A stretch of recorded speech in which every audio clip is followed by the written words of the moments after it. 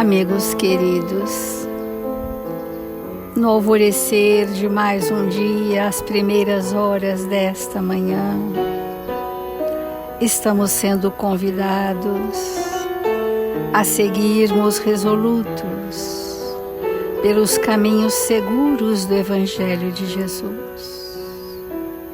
Senhor Jesus, Mestre amado, em seu nome nos reunimos, sentindo a sua presença entre nós, manifestada neste ambiente espiritual, através dos Espíritos sublimes, responsáveis por esta casa e por este Evangelho, que solenemente se apresentam em seu nome, para que as verdades de vida eterna sejam proclamadas por todos nós, sejam vivenciadas por todos nós e assimiladas profundamente em nossos sentimentos. Eis que são chegados os tempos, Senhor, do despertar das nossas consciências, da ação no bem constante, no absoluto desinteresse das nossas questões pessoais, para que nos sintamos entregues ao trabalho, felizes, contentes, satisfeitos por tudo que a vida nos oferece. E extremada gratidão vibra em nossos corações pelos talentos a cada qual de nós destinados, pelas oportunidades de multiplicar esses benefícios recebidos em nome de Jesus. Ampara-nos nesta hora, Senhor. Envolva-nos em vibrações de bom ânimo e esperança, onde quer que estejamos, hoje e sempre. E que assim seja, Senhor.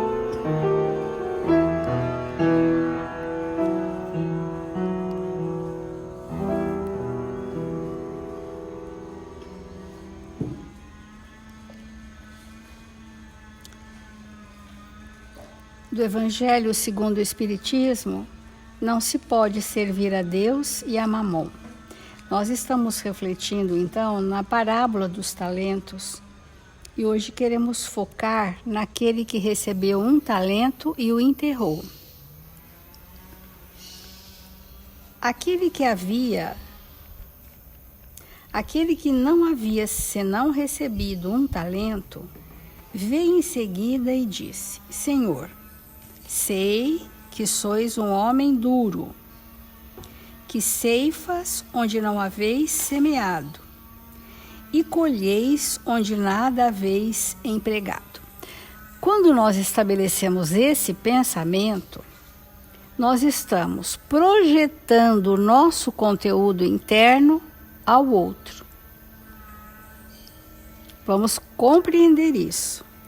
Ele julgou que aquele senhor ceifava onde não havia semeado, ou seja, colhia o que não plantou. Mas será que esse espírito que enterrou o talento já não fazia isso o tempo todo, vivendo a expensas de outrem? De nutrir-se do que não havia semeado? De querer benefícios que não havia construído? Na sua ociosidade? Vamos refletir profundamente. Por isso, como eu o temia, escondi vosso talento na terra. Então, o espírito que sabe que está em distonia com as leis de Deus, que está esperando que o outro venha, que o outro o alimente, que o outro faça por ele, ou seja, que ele colha o que nunca construiu e nem semeou, é o espírito que vive na ociosidade. E o espírito que vive na ociosidade ou na negligência das suas responsabilidades é frágil. E em que fragilidade nós estamos falando? Da fragilidade da insegurança. O espírito é extremamente inseguro porque não traz experiências, ele ficou naquela condição de se nutrir daquilo que ele não construiu, de se abastecer daquilo que ele nunca semeou. Então ele julga o Senhor pela minha insegurança e pela minha negligência dos valores morais, faltando experiências evolutivas, eu temo, eu fico inseguro. E, portanto, eu vou esconder o seu talento, porque, olha só, o talento era do Senhor, não eram deles. O talento nos foram confiados, mas não eram nossos. E nós teríamos que devolvê-los multiplicados. Porque, às vezes, nós fazemos uma apropriação indébita, não é isso que fala? Eu pego um talento que é seu e acho que é meu. Mas não é meu. É seu. Então, por isso escondi vosso talento, Senhor, na terra. Ei-lo, restituo o que é vosso. Aqui, olha, eu peguei, eu enterrei e te devolvo, mas eu não me envolvi com isso. Ele não fez parte de mim. Eu não me envolvi com isso. E nós precisamos avaliar quantos talentos que nós recebemos, esses que são uma unidade pela nossa inexperiência e que a gente guarda, entre aspas, tão bem que o ferrugem da terra o consome. Guardou a moeda na terra, ela enferrujou. E ela não tem mais serventia para ninguém. Então, Emmanuel, falando sobre essa questão do espírito que, tendo medo, escondi na terra o teu talento, em Mateus 25, 25, na parábola dos talentos, o servo negligente atribui ao medo a causa do insucesso em que se infelicita. Todo espírito inseguro, né? Medo e insegurança são sinônimos para muitas das nossas questões, e que é sinônimo também de inexperiência. Então, eu não sei fazer porque não me atiro ao fazer, e com isso eu não angario experiência. Quando aconteceu ao servidor invigilante da narrativa do Evangelho, há muitas pessoas que se acusam pobres de recursos para transitar no mundo como desejariam e recolhem-se à ociosidade alegando o medo da ação. Quanto mais reencarnações inexperientes derivadas da ociosidade e, portanto, derivadas do materialismo, que é o conforto que o espírito buscou, mais despreparados nós estamos e mais medrosos nós ficamos. E o espírito chega num grau ponto de temor que ele se esconde. Aí ele vai se esconder, tentando se anular para que ninguém o perceba, mas para que também ninguém o solicite. Medo da ação. E hoje nós temos na humanidade esse estado de humor tendendo à depressão, esse humor distímico, esse humor ainda de irritabilidade, de insatisfação constante. Isso revela o estado ocioso do pensamento. Olha que interessante, né? O estado ocioso do pensamento, quando nós estamos nesse padrão vibratório, o único talento que nos foi concedido, nós nem identificamos e muito menos multiplicamos por esse estado inoperante. E diz Emmanuel aqui, ó, medo de trabalhar. Tem gente que tem medo de trabalhar. Tem medo de trabalhar e não dar conta. E errar. E fracassar. Por que eu tenho medo de errar, não dar conta e fracassar? Porque eu tenho inexperiência e orgulho. Porque se eu tivesse uma pequena humildade, eu tenho medo de errar, mas vou fazendo até acertar. Eu sou inexperiente, mas vou fazendo até ser experiente. Eu vou aprender aquilo que eu não sei. E o espírito, então, se lança ao mundo. Então, Isso é uma vertente, esse tipo de medo é uma vertente do nosso orgulho. Medo de servir. Medo de fazer amigos. Muitas pessoas não se sentem em condição de fazer amizades. Por quê? Porque ela parte do pressuposto de que ninguém vai gostar dela. Eu vejo isso nos nossos jovens, né? Os nossos jovens da mocidade, eles têm muito essa característica ainda a ser vencida, de que as pessoas podem não gostar de mim.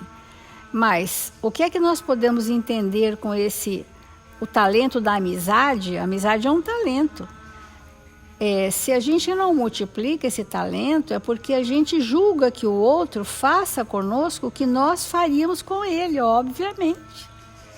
Se eu tenho medo de que os amigos não vão gostar de mim, é porque eu não gosto das pessoas o suficiente para que elas se sintam bem-vindas na minha companhia, para que elas se sintam queridas na minha companhia.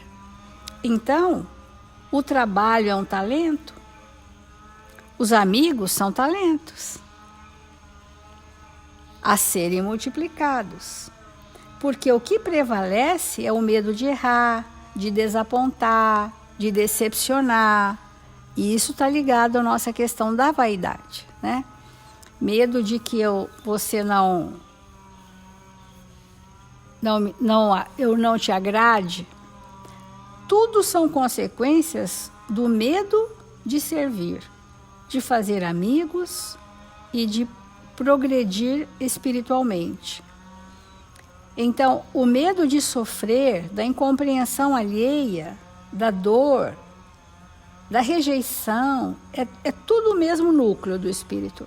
É o mesmo núcleo que Emmanuel colocou de forma didática, mas o núcleo é o mesmo. Eu te julgo e te critico, logo eu sinto que ninguém vai gostar de mim.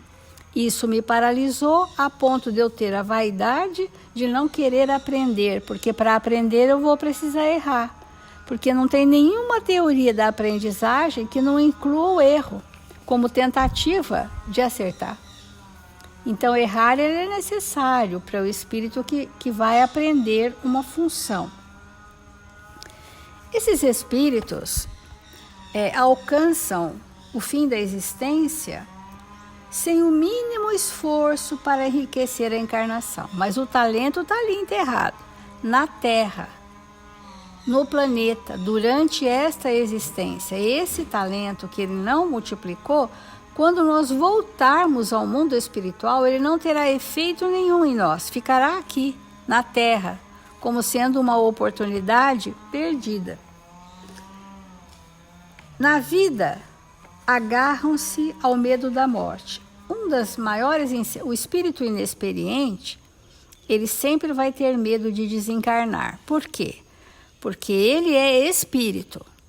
E em espírito, a nível de consciência, ele sente que não fez aquilo a que veio. Então, retornar ao mundo espiritual sem a bagagem de experiências que as oportunidades e os talentos poderiam nos dar, dá uma insegurança muito grande. A pessoa pode ser de qualquer religião ou dizer que não tem nenhuma ou até que nem crê em Deus, não importa, ela é espírito. E ela traz um plano e ela sente no limiar do encerramento da sua reencarnação que ela pode ter perdido muito tempo nela mesma. Porque um dos maiores escoradouros do tempo que a gente perde é quando nós ficamos centrados em nós por alguma questão. Se naquele dia eu fiquei prestando muita atenção em mim, atendendo muito às minhas necessidades, eu perdi um tempo reencarnatório enorme. Porque é diametralmente o contrário da caridade, que é o desprendimento total de nós mesmos, com o absoluto sacrifício, que ainda que com os joelhos desconjuntados e os pés sangrando, devemos caminhar. E todos os instantes em que nós nos paralisamos em nós mesmos, aquele tempo, ele não é aproveitado. E a pretexto, diz Emmanuel, de serem menos favorecidos pelo destino, transformam-se gradativamente em campeões da inutilidade e da preguiça. Se recebeste, pois, mais rude tarefa no mundo, não te atemorizes à frente dos outros e faze dela o teu caminho de progresso e renovação. Então, é desafiador para nós identificarmos o talento. Mas o talento, para a gente ter assim um recurso bem prático, o talento nos é oferecido para nos socorrer nas nossas principais dificuldades.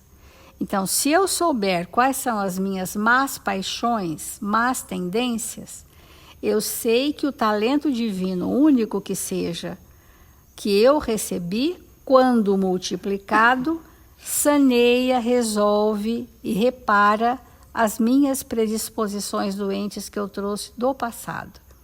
Então, isso é uma reflexão significativa para a gente entender quais são ou que talento prioritariamente eu preciso desenvolver.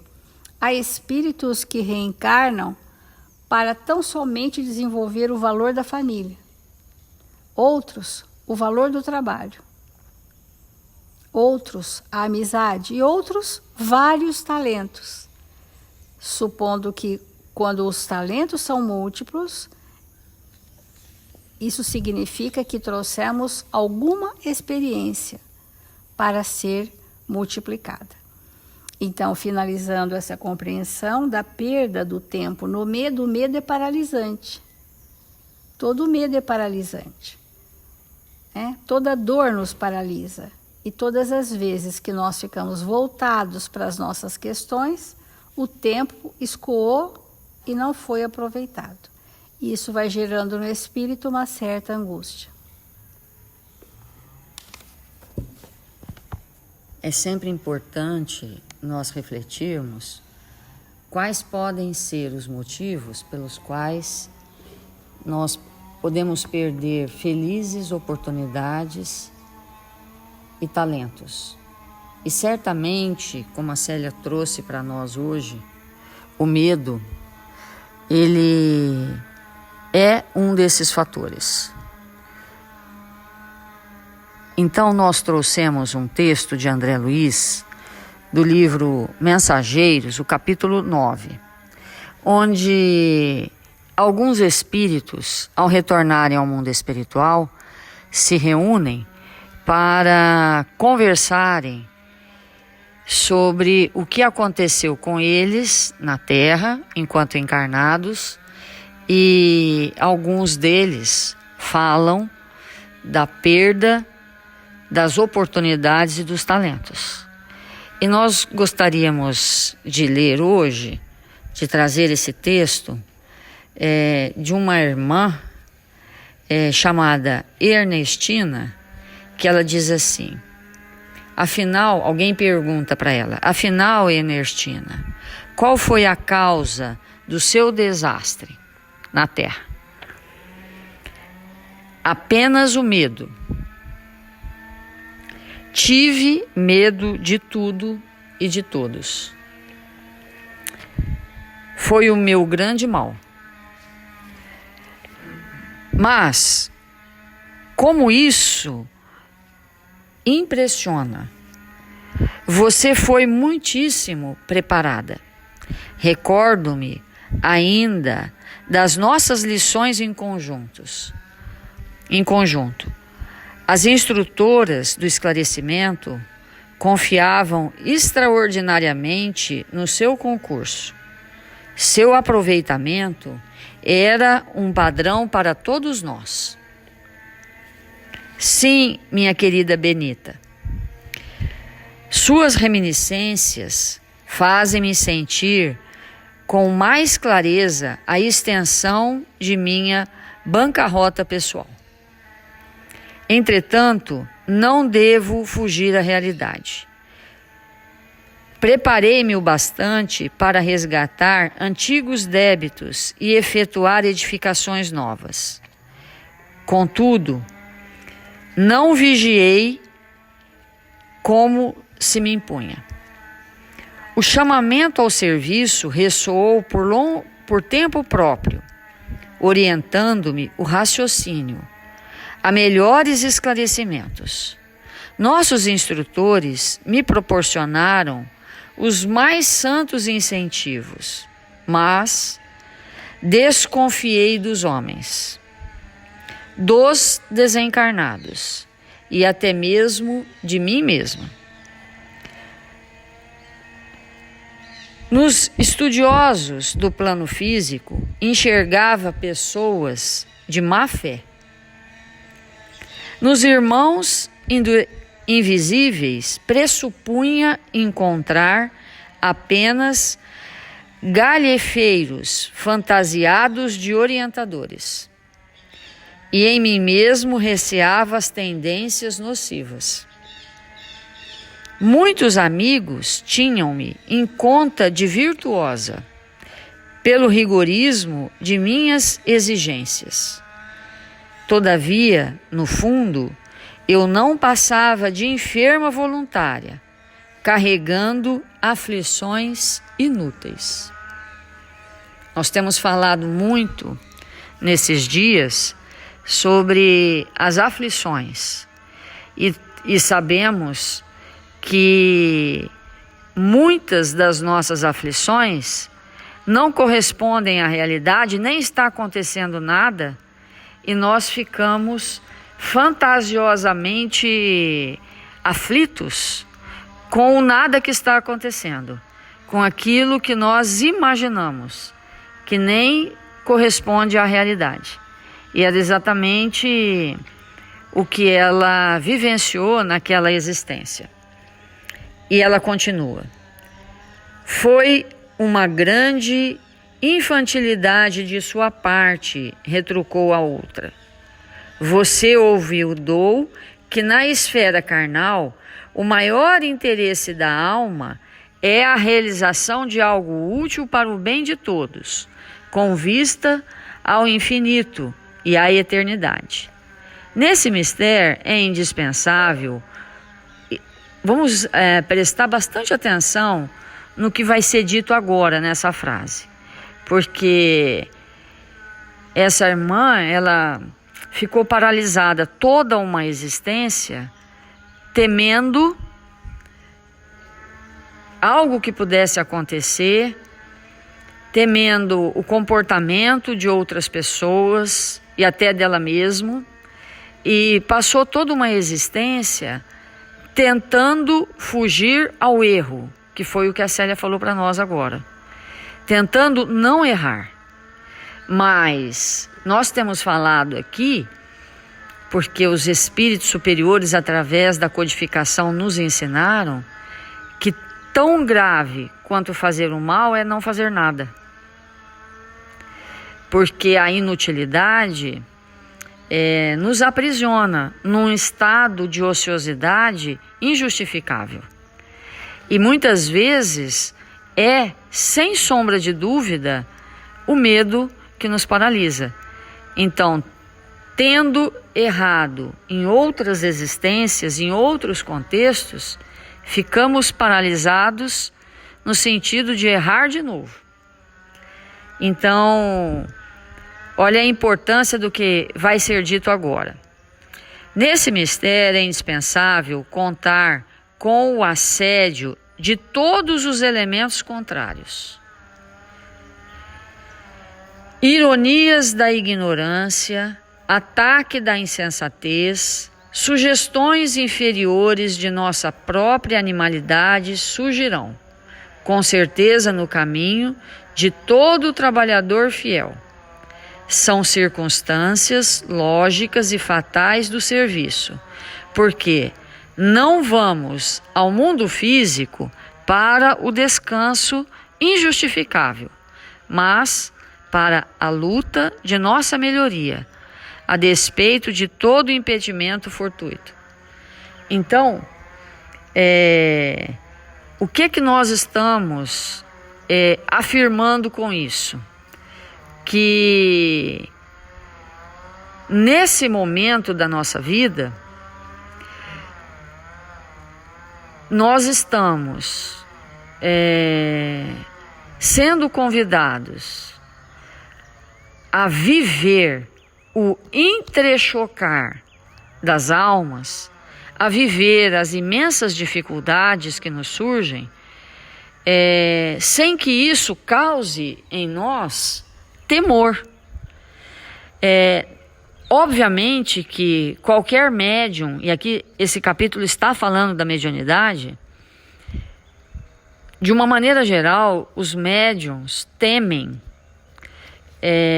o exercício da mediunidade no sentido de adulterar aquilo que está recebendo, e muitas vezes não é nem intencional, mas por falta de recurso, às vezes o médium não filtra adequadamente, não tem os recursos prontos como gostaria, e sente às vezes muita dúvida, sente muitas vezes medo realmente de estar comprometendo alguém ou a obra com aquilo que ele percebe ou recebe.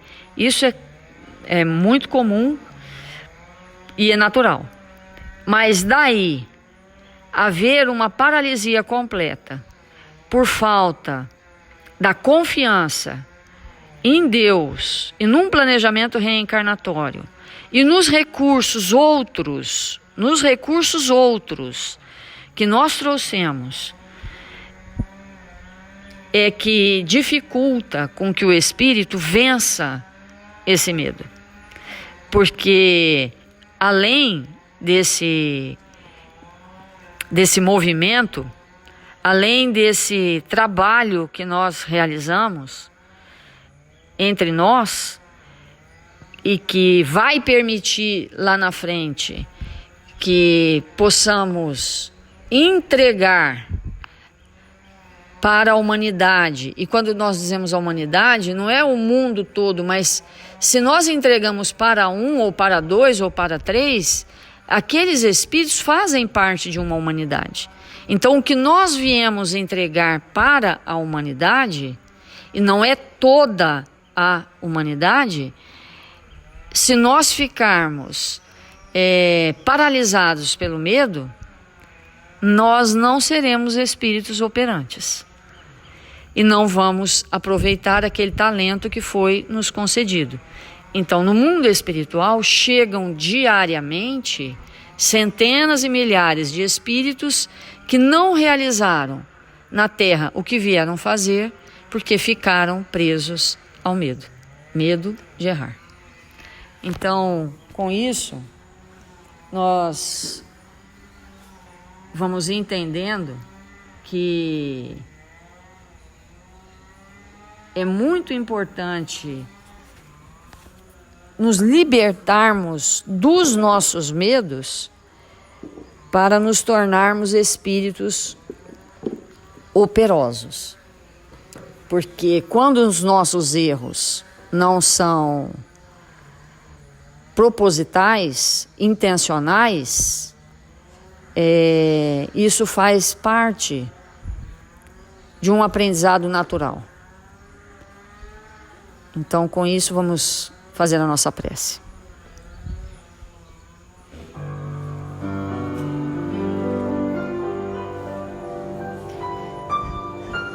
Senhor Jesus, divino amigo das nossas vidas, nós nos encontramos aqui,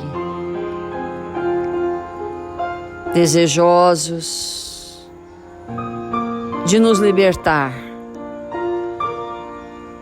das dificuldades, Senhor, que nos chegam, que nos envolvem, que causam em nosso espírito o impacto do medo. Que nós possamos nos tornar espíritos de fé, fiéis servidores do seu amor, Senhor. Desta fé que há de nos sustentar na realização de tudo aquilo que viemos fazer na terra.